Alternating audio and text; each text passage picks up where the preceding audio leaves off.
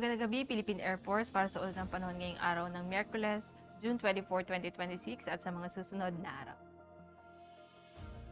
Para sa ating synoptic situation, itong ang ating minomonitor na si Typhoon Francisco ay huling namataan kaninang 4 p.m. sa layong 320 km east-northeast ng Itbayat, Batanes. Ito ay may lakas ng hangin na umaabot sa 130 km per hour at may pabugso na umaabot sa 160 km per hour.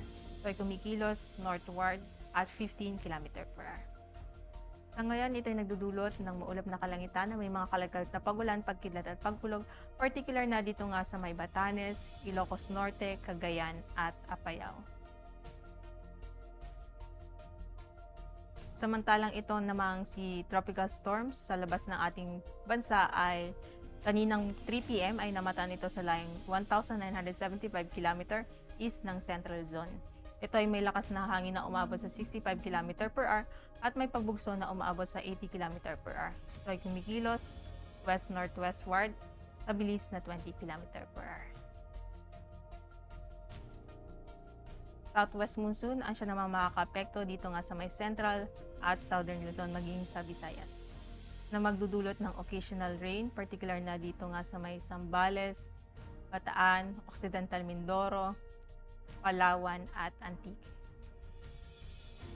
Samantalang makakaranas naman ng maulap na kalangitan na may mga kalagkalat na pagulan, pagkidlat at pagkulog, dulot pa rin iyan ng hanging habagat dito nga sa may Metro Manila, natitirang bahagi ng Luzon, Negros Island at natitirang bahagi ng Western Visayas. Samantalang ang natitirang bahagi ng Visayas at Mindanao ay makakaranas ng bagyang maulap hanggang sa maulap na kalangitan na may mga pulupulong pagulan, pagkilat at pagkulog.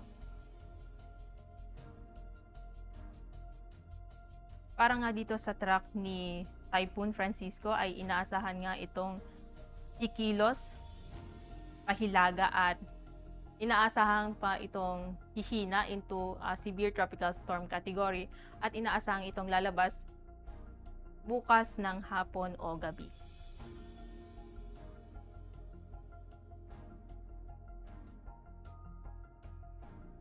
Samantalang dito nga naman sa track ni Tropical Storm Higos na nasa labas ng ating Philippine Area of Responsibility ay inaasahan itong kikilos west-northwestward patungong northward at inaasahang papasok ito sa araw ng Thursday, 25 June sa tanghali o gabi.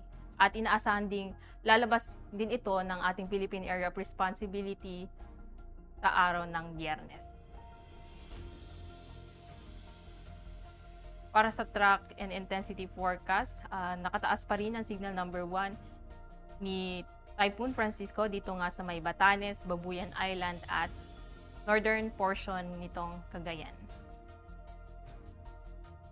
Para sa magiging lagay at taya ng panahon bukas, ay inaasahang makakaranas pa rin ng maulap na kalangitan na may mga kalagkalat na pagulan, pagkidlat at pagkulog dito nga sa may Batanes, Angeles, Metro Manila at Lipa maging dito nga sa may Palawan at western section ng Visayas. Samantalang natitirang bahagi ng Luzon at natitirang bahagi ng Visayas ay makakaranas ng bahagyang maulap hanggang sa maulap na kalangitan na may mga pulupulong pag-ulan, pagkidlat o pagkulog.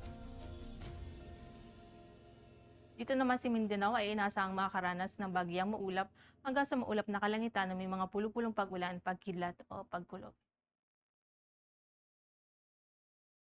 Para sa pagtataya ng panahon sa mga susunod na araw, inaasahan sa araw ng Biyernes, ang Metro Manila, Cavite at Lipa ay makakaranas ng maulap na kalangitan na may mga kalagkalat na pagulan, pagkidlat at pagkulog. At sa araw ng Sabado hanggang Linggo, ito ay makakaranas na ng bagyang maulap hanggang sa maulap na kalangitan na may mga pulupulong pagulan, pagkidlat o pagkulog. Dito nga sa Angeles, sa susunod na 2 araw mula Biyernes hanggang Sabado ay makakaranas ito ng maulap na kalangitan na may mga kalagkalat na pagulan, pagkidlat at pagkulog. At sa araw ng Linggo, ito ay makakaranas na ng bagyang maulap hanggang sa maulap na kalangitan na may mga pulupulong pagulan, pagkidlat o pagkulog. Samantalang ang Puerto Princesa at Calayan Island, sa susunod na 3 araw mula Biyernes hanggang Linggo, ay makakaranas ito ng maulap na kalangitan na may mga kalagkalat na pagulan, pagkidlat at pagkulog.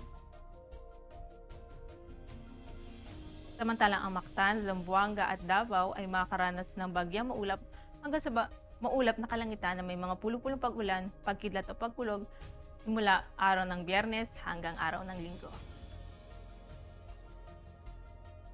Ang haring araw ay lumubog kaninang 6:28 p.m. at inaasahang sisikat bukas sa ganap na 05:29 ng umaga. Para sa ating moon elimination, meron tayong 75%. Para manatiling updated sa lagay at taya ng panahon, i-follow lamang Air Force Weather Center sa aming mga official social media accounts. At yan lamang ang latest update natin sa weather. Sa ngalan ng aming commanding officer na si Colonel Hermelino T. Calubiran Jr., Philippine Air Force, General Staff Corps. Ako si Sergeant Rosemary de los Reyes, Philippine Air Force, Weather Broadcaster ng Air Force Weather Center. Muli, magandang gabi, Philippine Air Force.